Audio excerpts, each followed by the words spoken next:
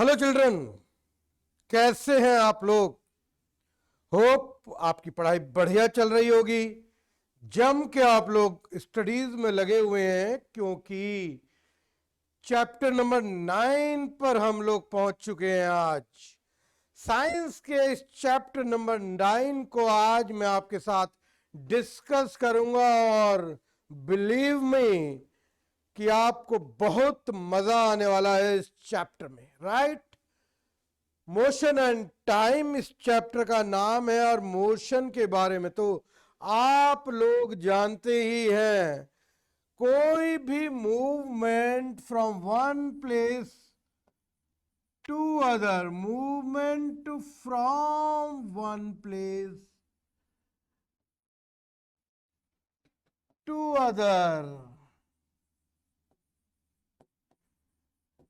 This is called motion. Right, अगर कोई चीज अपनी, कोई ऑब्जेक्ट अपनी पोजीशन नहीं चेंज कर रहा है, if there is no change in position, if there is no change in position, means the object is in rest.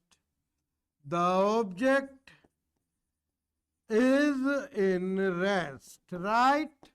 तो बात को समझने की कोशिश करनी है आप लोगों को, कि हमें बात करनी है मोशन के बारे में। यानी कि कोई भी ऑब्जेक्ट जब अपनी position from A to B, यानी कि एक जगह से दूसरी जगह के लिए चेंज करता है, इट मींस वो ऑब्जेक्ट मोशन में है। राइट, तो बेसिक कॉन्सेप्ट मैंने यहां से आपके लिए स्टार्ट किया है, और बात ये आती है कि मोशन किसी भी ऑब्जेक्ट का, यानी कि एक जगह से दूसरी जगह तक जाने के लिए जो मूवमेंट है, वो एक सीधी रेखा में भी हो सकता है, यानी कि लीनियर जिसको हम बोलते हैं, सर्कुलर भी हो सकता है, पीरियोडिक भी हो सकता है, और रोटेशनल भी हो सकता है, ऑसिलेटरी या वाइब्रेटरी भी हो सकता है। मोशन के अपने अपने अलग अलग टाइप्स है। चलिए, इनमें से कुछ मोशंस आज मैं आपसे डिस्कस करने जा रहा हूं बच्चों। बहुत जल्दी आपके समझ में आ जाएगा, बहुत टाइम नहीं लगेगा। जैसे कि यहां पर एक पिक्चर दिखाई है, जहां पर एक ऑब्जेक्ट ए है, दूसरा ऑब्जेक्ट बी है, तीसरा ऑब्जेक्ट सी है, और चौथा ऑब्जेक्ट है डी। और ये दोनों ही, ये सॉरी, चारों ही ऑब्जेक्ट अपनी पहली पोजीशन से आखिरी पोजीशन पर जा रहे हैं, और इसके बीच का टोटल डिस्टेंस है 500 मीटर। 500 मीटर की दूरी पर ये दोनों पॉइंट्स हैं। अब सवाल ये होता है कि इनमें से कौन सा फास्टेस्ट है और कौन सा स्लोएस्ट है, कौन तेजी के साथ। देखिए, एक जगह से दूसरी जगह तक जो सबसे जल्दी पहुंचता है उसको फास्टेस्ट कहते हैं या नहीं कहते हैं। रेस में आप लोग, जो सबसे बच्चा जल्दी दूसरे पॉइंट पर पहुंचता है वही विनर होता है, और वही होता है फास्टेस्ट। और जो सबसे ज्यादा समय लगाता है वही होता है स्लोएस्ट। जैसे कि इस डायग्राम में सबसे ज्यादा समय लगता है बी को 25 सेकंड, और जब से, अगर हम इसमें देखें कि सबसे कम समय लग रहा है डी को 19 सेकंड। तो फास्टेस्ट कौन सा हुआ बच्चों? फास्टेस्ट हुआ व्हीकल डी, और vehicle B is the slowest vehicle. Right, तो पॉइंट आपको क्लियर हो गया होगा, और इसी से डिसाइड होता है स्पीड के बारे में। यानी कि total distance upon total time means average speed. यानी कि एक स्कूटी पे आप बैठे, घर से चलते हैं एकदम स्लो स्पीड में, मींस भी कह सकते हैं 5 to 10 किलोमीटर पर सेकंड के साथ। गली से बाहर निकले, सड़क पर आए, सड़क खाली है, एकदम से आपने स्पीड बढ़ा दी। अरे अचानक कोई आ जाता है, और अचानक कोई आ जाता है तो एकदम से हमारी स्पीड स्लो हो जाती है, राइट। और फिर उसके बाद हमें फिर खाली सड़क मिल जाती है और स्पीड फिर से बढ़ जाती है। तो अलग अलग टाइम इंटरवल में अलग अलग स्पीड पर हम लोग चलते हैं, राइट। ये बात तो समझ में आ गई। अब बात करते हैं अगर हम स्पीड के बारे में कि ये फास्ट या स्लो मूवमेंट्स। ए बस में move slowly on A busy road and faster on and empty road, right. ठीक उसी तरीके से जैसे मैंने अभी आपको स्कूटी का एग्जांपल दिया, आपका अपना मूवमेंट अपने घर से, तो ये जो डिस्टेंस आपने अलग अलग कवर की, पहले 100 मीटर, फिर 400 मीटर, फिर 500 मीटर, अलग अलग स्पीड में, उसमें आपको अलग अलग समय लगा, राइट। हो सकता है पहले 100 मीटर में समय कुछ और लगाओ, अगले 200 मीटर में समय कुछ और लगाओ, और अगले 300 मीटर में समय कुछ और लगाओ, और आखिरी 100 मीटर में समय कुछ और लगाओ। तो क्यों ना इसके लिए हम एक काम करते हैं कि डिस्टेंस को total distance upon total time divide कर देते हैं, और जो आंसर आता है बच्चों, it is called average speed of the object. अब बात आती है uniform and non uniform motion की। देखिए रोड पे चलने वाले जो मूवमेंट्स होते हैं, जिसमें कभी ब्रेक लगता है, कभी एक्सीलेटर दबाया जाता है, उस कंडीशन में कभी स्पीड घटती है तो कभी बढ़ती है। तो घटना और बढ़ना किसी भी ऑब्जेक्ट का कभी भी यूनिफॉर्म नहीं हो सकता। तो ऐसा मोशन नॉन यूनिफॉर्म मोशन कहलाता है, राइट।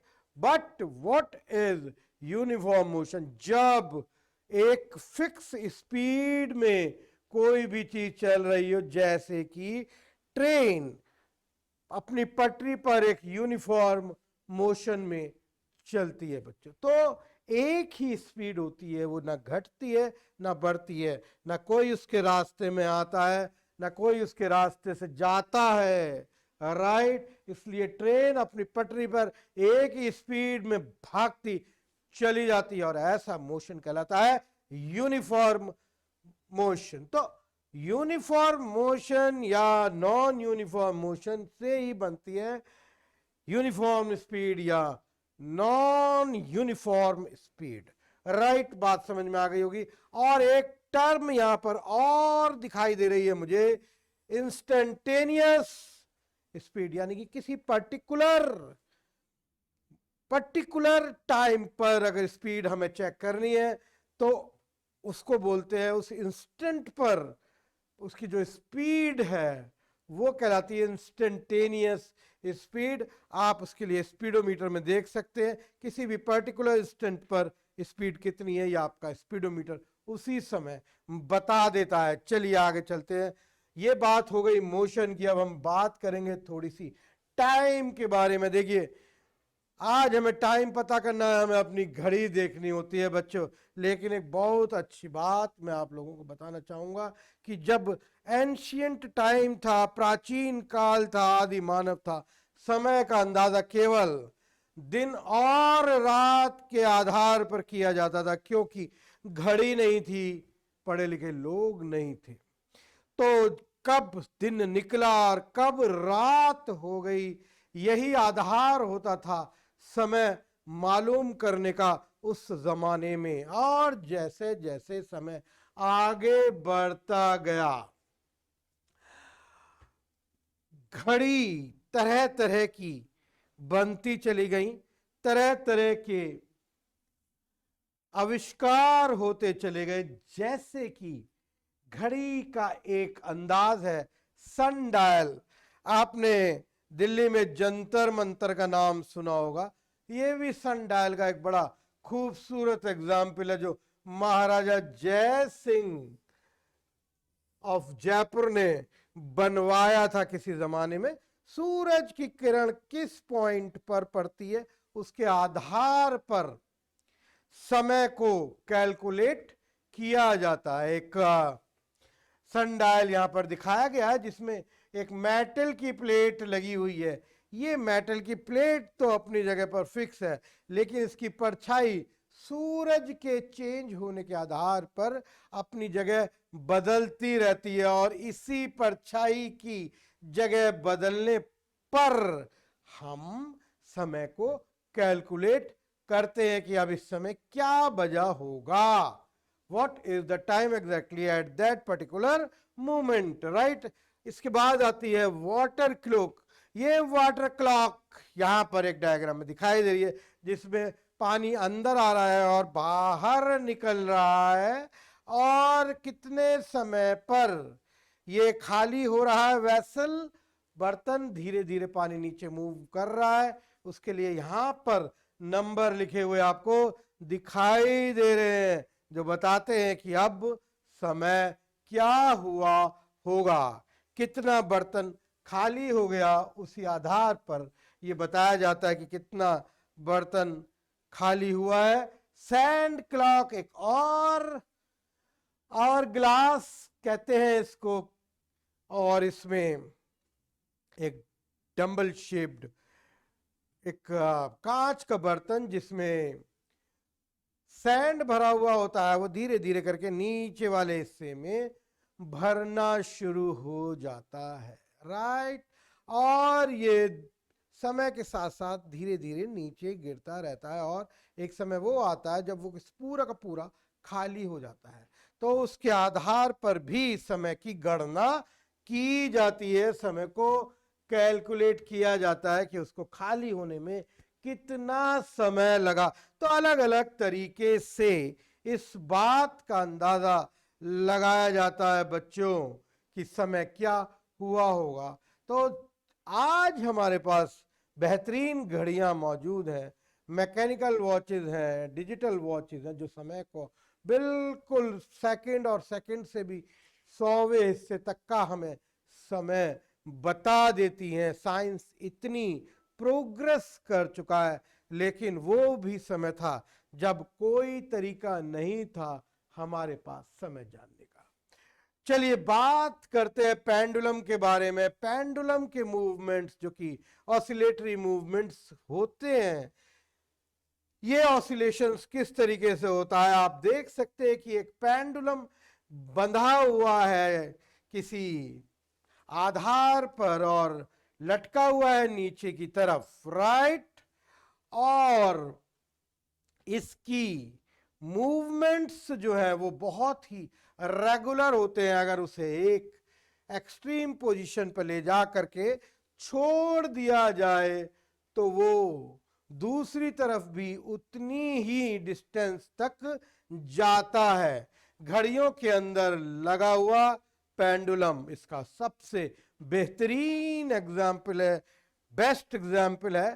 पेंडुलम जो घड़ी में लगातार मूवमेंट करता रहता है, जो सेंट्रल पोजीशन है उसके एक तरफ जितनी दूर तक जाएगा, बाद में दूसरी तरफ भी उतनी ही दूर तक जाएगा, और बहुत ही रेगुलर इंटरवल पर ये मूवमेंट होते हैं। कुछ खास बातें मैं कुछ terms related to simple pendulum, length of pendulum जिसको हम कैपिटल एल से शो करते हैं, ये लंबाई है पेंडुलम की, राइट, जिसमें जो पेंडुलम है उसके सेंटर से लेकर के टिप तक, यानी कि अगर दिस इज द पेंडुलम तो इसके सेंट्रल प्लेस से लेकर के और टिप तक यहां तक की जो दूरी है वो एल कहलाती है बच्चों, राइट।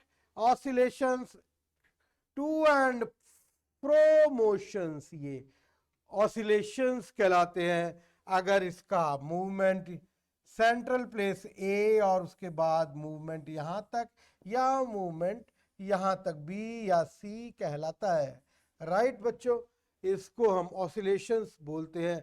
और एम्पलीट्यूड एक पर्टिकुलर डायरेक्शन में एक तरफ का मैक्सिमम डिस्प्लेसमेंट है, यानी कि ये बॉब एक तरफ कितनी मैक्सिमम दूरी तक जा रहा है, और एक ऑसिलेशन को कंप्लीट होने में कितना समय लगता है, उसको टाइम पीरियड कहते हैं। और इस टाइम पीरियड को निकालने के लिए जो फॉर्मूला यूज किया जाता है उसके लिए बहुत ज्यादा कुछ नहीं करना है आपको। It is very simple, number of oscillations upon total time taken, right. तो बहुत सिंपल कैलकुलेशन आएगी, ज्यादा दिमाग आपको नहीं लगाना पड़ेगा। टाइम के लिए यूनिट्स क्या क्या होती हैं, देखिए सबसे छोटी यूनिट जो कि सेकंड से स्टार्ट होती है और उससे बड़ी मिनट, यानी 60 seconds is equal to 1 minute, और 60 मिनट्स मिलकर के बनाते हैं 1 घंटा यानी कि 1 आवर। और आप जानते हैं कि 24 आवर्स मिलकर के 1 डे यानी कि 1 दिन बनाते हैं, और 365 डेज मिलकर के 1 साल यानी कि 1 ईयर्स बनाते हैं। 10 ईयर्स मिलकर के 1 डिकोड, और 10 डिकोड्स मिलकर के 1 सेंचुरी बनती है, और 10 सेंचुरीज एक मिलेनियम को जन्म देती हैं, राइट। तो ये सारी बातें आपको क्लियर हो गई। मेजरिंग स्पीड, स्पीड नापने के लिए मैंने जैसे कि आपको पहले भी बताया, distance travelled upon total time taken. आपकी स्पीड किसी भी ऑब्जेक्ट की फाइंड आउट की जा सकती है जिसका जो मेजरमेंट किया जाता है वो किलोमीटर पर आवर में किया जाता है, लेकिन ऐसा यूनिट में ये मीटर पर सेकंड में ही होगी, राइट। तो किलोमीटर पर आवर या ऐसा यूनिट में मीटर पर सेकंड, जैसे कि यहाँ पर दिया हुआ भी था। कुछ एग्जाम्पल है यहाँ पर, आप कैलकुलेट कर सकते हैं। Distance between two station is 140 kilometre, और एक ट्रेन को लगते हैं 3 घंटे 3 आवर्स एक स्टेशन से दूसरे स्टेशन तक पहुंचने में। क्या स्पीड रही होगी, डिवाइड कर दीजिए 140 बाय 3, 46.3 किलोमीटर पर आवर की स्पीड के साथ वो ट्रेन दौड़ रही है। और जो मीटर स्पीड की जानकारी देता है उसको स्पीडोमीटर कहा जाता है बच्चों। चलिए थोड़ी सी बात और करते हैं, 2 मिनट में और लेना चाहूंगा डिस्टेंस टाइम ग्राफ के बारे में। एक ग्राफ अगर बनाया जाता है जिसमें एक तरफ टाइम और दूसरी तरफ डिस्टेंस ले ली जाती है तो बनता है डिस्टेंस टाइम ग्राफ।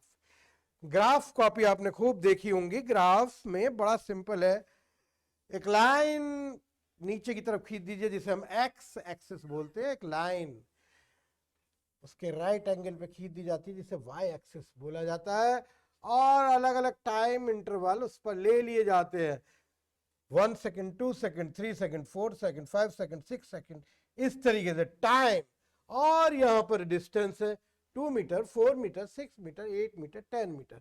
अगर बिल्कुल स्ट्रेट लाइन आ रही है, यानी कि पहले सेकंड पर 2 मीटर कवर होता है, दूसरे सेकंड पर 4 मीटर कवर होता है, और तीसरे सेकंड पर 6 मीटर कवर होता है, चौथे सेकंड पर 8 मीटर कवर होता है, पांचवें सेकंड पर 10 मीटर कवर होता है, यानी कि एक नॉर्मल एक यूनिफॉर्म स्पीड से कोई ऑब्जेक्ट दौड़ रहा है और लाइन बिल्कुल स्ट्रेट आएगी, राइट। तो हमेशा ध्यान रखिए कि स्ट्रेट लाइन ग्राफ की यूनिफॉर्म स्पीड को शो करती है, यस।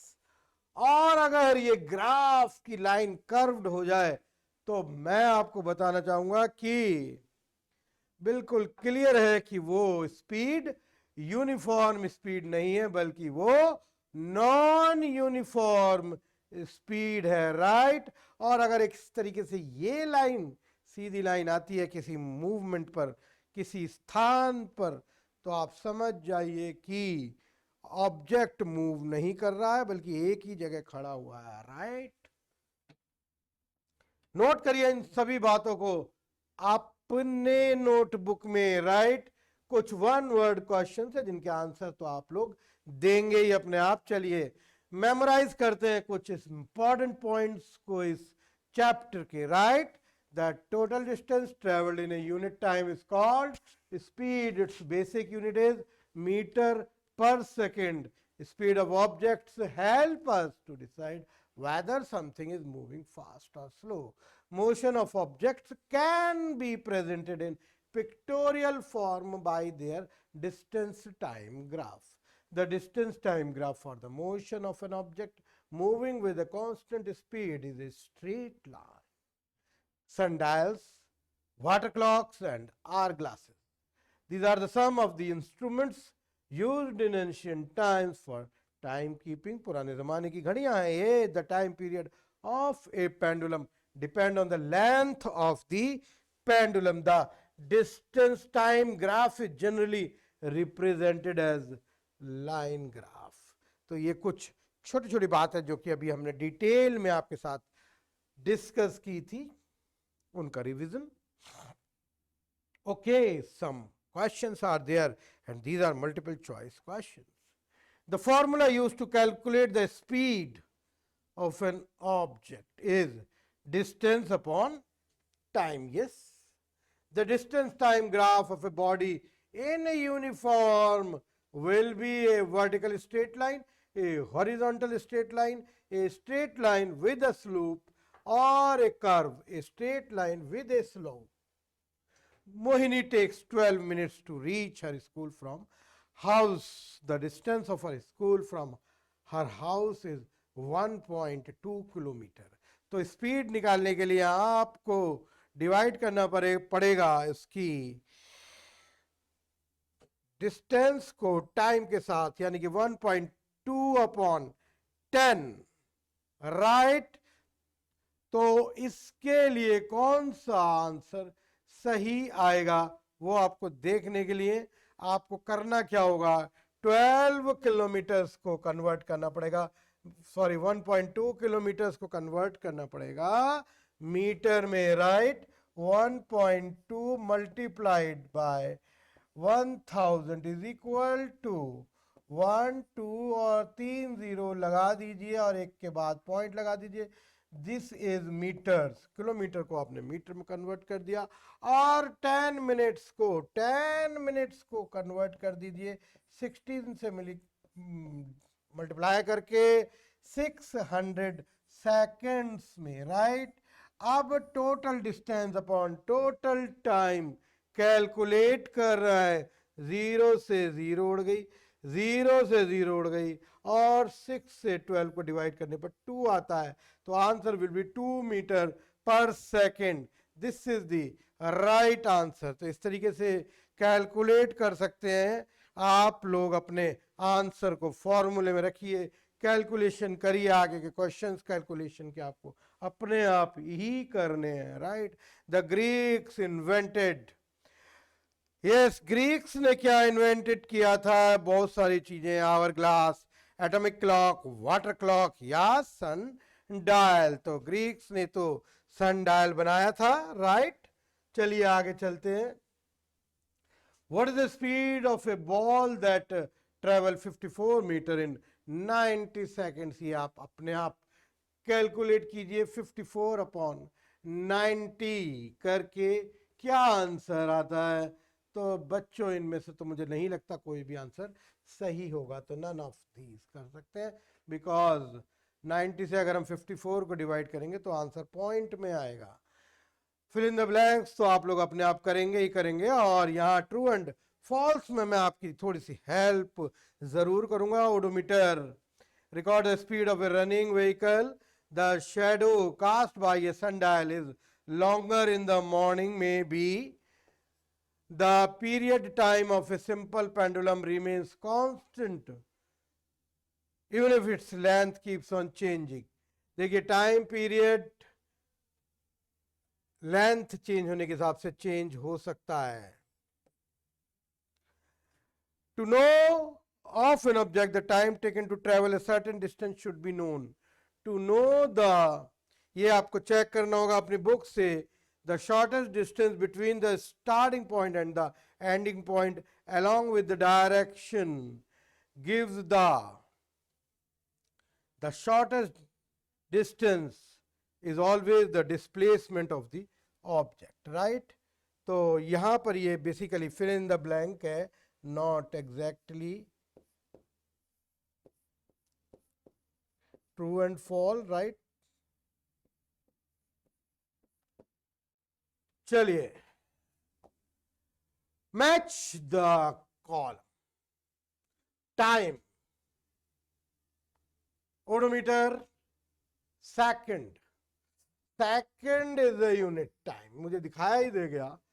सैंड क्लॉक, राइट, इससे हम टाइम का पता लगाते थे पुराने जमाने में।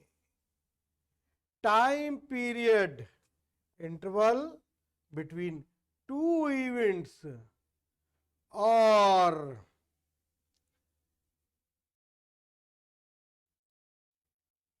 odometer instrument used to measure the distance traveled by moving car and time taken by a pendulum, right? यहाँ पर कुछ fill in the blanks example अपने आप लिखने। Okay, now there are some questions, you have to write the answers of these questions, and you can write these answers with the help of your book, right? Now the chapter is over. I think chapter आप लोगों को समझ में आ गया होगा। कोई बहुत detailed या कॉम्प्लिकेटेड चैप्टर नहीं था, it was a very small chapter, right. तो चीज़ों को एक बार फिर से पढ़ लीजिए, एक बार वीडियो फिर से देख लीजिए, चीज़ें अपने आप आपको क्लियर हो जाएंगी। थैंक यू वेरी मच, मिलते बहुत जल्द एक नए चैप्टर के साथ।